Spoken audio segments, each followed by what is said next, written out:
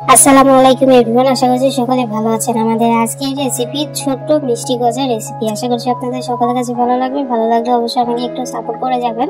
আর ঘরেই যদি আপনারা এরকম সুন্দর নাস্তা তৈরি করতে পারেন তাহলে বাইরে থেকে আশা করছি কিনে খাওয়ার আর কোনো প্রয়োজনই পড়বে না। ঘরে থাকা সামান্য কিছু উপকরণ দিয়েই কিন্তু আপনারা তৈরি করতে পারবেন এরকম সুন্দর নাস্তা।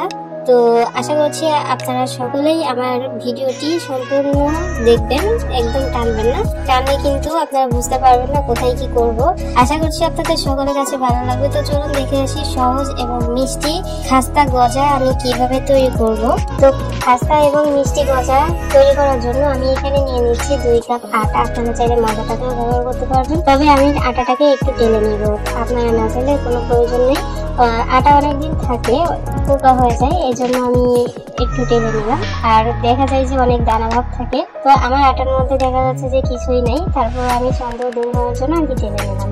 তারপর এখানে দিয়ে দিচ্ছি 1/2 চামচ লবণ, অর্থাৎ স্বাদ মতো লবণ, আর দিয়ে দিচ্ছি 1 চামচ মতো কালো জিরা। অবশ্যই এখানে কালো জিরাটা কিন্তু ব্যবহার করবেন। এখন আমি শুকনো উপকরণগুলো খুব সুন্দর করে নেড়ে চেড়ে দিব, যাতে কোনো কিছু এক জায়গায় ধরা পেকে না থাকে, তার জন্য। তো আপনারাও কিন্তু এরকম ভাবে একসঙ্গে মিশিয়ে নেবেন। আমার শুকনো উপকরণ যখন ভালো করে মেশানো হয়ে গেছে, তখন আমি এখানে দিয়ে দিচ্ছি 3 চামচ রান্নার সয়াবিন তেল। সয়াবিন তেল দিয়ে আটার সঙ্গে খুব ভালো করে এরকম করে মিশিয়ে নিতে হবে, একদম হাত দিয়ে ডলে ডলে তারপরে আর কি মেশাতে হবে।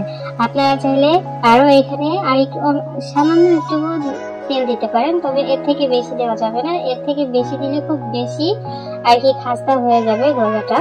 তো দেখতে পাচ্ছেন খুব সুন্দরভাবে কিন্তু আমি হাত দিয়ে ডলে ডলে নিয়েছি তেলের সঙ্গে। যখন আমার খুব সুন্দর করে শুকনো উপকরণগুলো মাখা হয়ে গেছে তেলের সঙ্গে, তারপরে এখানে দিয়ে দিব পানি। আর পানিটা একেবারে দিতে যাবেন না, পানিটা একদম অল্প অল্প করে একদম চেপে চেপে তারপরে আর কি একটা ডো তৈরি করে নিতে হবে, আটার ডো। আর আটার ডোটা কিন্তু খুব বেশি শক্ত আবার খুব বেশি নরম এরকম না, মানে ডোটা থাকবে শক্ত শক্ত থাকবে, কিন্তু এতটাও শক্ত থাকবে না যে আপনারা বেলতেই পারবেন না, এরকম না। তো দেখতে পাচ্ছেন আমি অল্প অল্প পানি দিয়ে তারপরে সুন্দর একটা ডো তৈরি করে নিয়েছিলাম। তো আপনারা কিন্তু কখনোই একবারে পানি দিতে যাবেন না, একবারে পানি দিলে কিন্তু হিতে বিপরীত হয়ে যাবে। অল্প অল্প পানি অ্যাড করে তারপরে এখানে খুব সুন্দর করে একটা আটার ডো তৈরি করে নিতে হবে। তো দেখতে পাচ্ছেন আমার আটার ডো কিন্তু তৈরি হয়ে গেছে। এই পর্যায়ে আপনারা 5 থেকে 10 মিনিট রেস্টে দিতে পারেন, তবে আমি রেস্টে দিব না, আমি ইনস্ট্যান্ট তৈরি করে দেখাবো। তো দেখতে পাচ্ছেন আটার ডোটা যখন আমার খুব সুন্দর করে মাখা হয়ে গেছে, তখন আমি এখানে সমানভাবে 2টো লেচি করে দিলাম। যেহেতু রুটিটা একটু বড় হবে, এই জন্য আমি এখানে 2টো একদম সমানভাবে লেচি তৈরি করে নিলাম। এখন আমি একটা রুটি বানানোর পিঁড়ির উপর নিয়ে হাত দিয়ে একটু গোল করে নিতে হবে, যাতে রুটিটা একটু গোল হয়। তবে রুটিটা গোল না হলেও কোনো সমস্যা নেই, একটু লম্বা করে নিলেও কিন্তু হবে। তো আমি আসলে গোল করার চেষ্টা করেছিলাম, কিন্তু আমি অতটাও গোল করতে পারিনি, তবে কিন্তু কোনো সমস্যা নেই। যেহেতু আমরা গজাগুলো কাটবো ছুরি দিয়ে, এই জন্য একটু আঁকা বাঁকা হলেও কোনো সমস্যা নেই। তো দেখতে পাচ্ছেন আমি ঘুরিয়ে ঘুরিয়ে খুব সুন্দর করে একটা রুটি তৈরি করে নিচ্ছি, বেলে নিচ্ছি। তো আপনারা কিন্তু এরকম করে নেবেন। আর রুটিটা কতটা পুরো থাকবে সেটাও আমি আপনাদেরকে দেখিয়ে দিব। তো দেখতে পাচ্ছেন রুটিটা বেলা হয়ে গেছে, আর রুটির পুরোটা কিন্তু এরকম থাকবে, এরকম মোটা থাকবে। এখন আমি সমানভাবে ছুরি দিয়ে কেটে নেব। আশেপাশে মানে চারিপাশে যে বাড়তি অংশগুলো আছে সেগুলো আপনারা আগেই কেটে নিতে পারেন, অথবা এর সাথেই কেটে নিতে পারেন। তো দেখতে পাচ্ছেন আমি ছুরি দিয়ে আগে লম্বা করে নিলাম, তারপরে আইরোভাবে আর কি কেটে নিলাম। তো আমি আমার পছন্দ মতো আর কি তৈরি করে নিচ্ছি গজাগুলোকে, তবে আপনারা চাইলে আপনাদের পছন্দ অনুযায়ী কিন্তু কেটে নিতে পারবেন, কোনো সমস্যা নেই। তো দেখতে পাচ্ছেন আমি কিন্তু একটা রুটির ডো দিয়ে আমি আর কি অনেকগুলো নাস্তা তৈরি করে নিলাম। তো আমি সবগুলো তৈরি করে তারপরে চলে আসবো ভাজতে। তো আমি ভাজার জন্য তেল বসিয়ে দিয়েছি, তেল মানে কড়াই গরম করে তারপরে আর কি তেল দিয়েছিলাম অফ টেবিলে। আর তেলটা কিন্তু খুব বেশি একটা গরম হয়নি, দেখতে পাচ্ছেন আমি যে নাস্তাগুলো দিচ্ছি।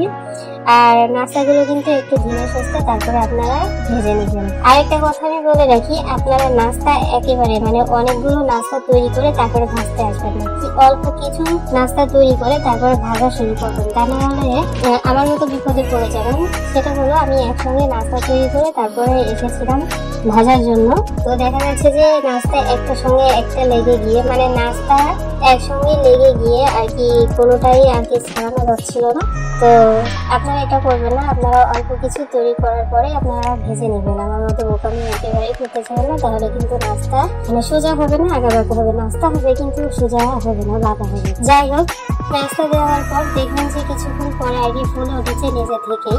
আর একটু সময় নিয়ে তারপরে নাস্তাগুলোকে ভাজবেন, তাহলে কিন্তু অনেক বেশি ক্রিস্পি হবে এবং একদম গজা হবে, মানে পারফেক্ট গজা হয়ে যাবে।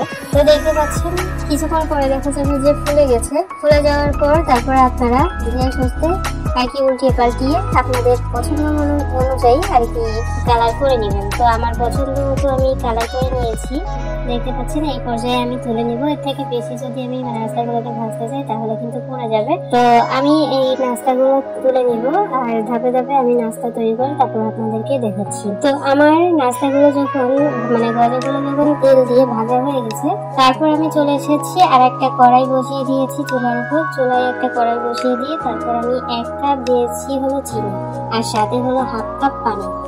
এখন দিয়ে খুব সুন্দরভাবে আর কি ফুটিয়ে নিতে হবে, জাস্ট চিনি শিরাটা করে নিতে হবে। চিনি শিরাতে যখন বলক চলে এসেছে তখন আপনারা একটু চেক করে নিতে পারেন যে আঠা আঠা ভাব হয়েছে কিনা বা হচ্ছে কিনা, এরকম ভাবে আর কি দেখবেন। তো আমার যখন আঠা আঠা ভাব চলে এসেছে তখন আর কি নাস্তাগুলো আমি এখানে দিয়ে দিলাম। তবে আপনারা চিনি শিরাটা আরো বেশি করে কিন্তু জাল দিয়ে তারপরে একদম ঘন হয়ে গেলে, মানে চিনি শিরাটা একদম ঘন হয়ে গেলে তারপরেও কিন্তু আপনারা নাস্তাটা দিতে পারবেন। তো আমি আর একদম ঘন করতে গেলাম না, একটু লিকুইড থাকতে থাকতেই আমি আর কি নাস্তাগুলো দিয়ে দিয়েছি। নাস্তাগুলো দিয়ে আমি 4-5 মিনিট মতো আর কি নেড়ে ছেড়ে নিব অনবরত। নাড়তে নাড়তে দেখা যাবে যে একদম পিনাট বার যেরকম হয় সেরকম আর কি হবে।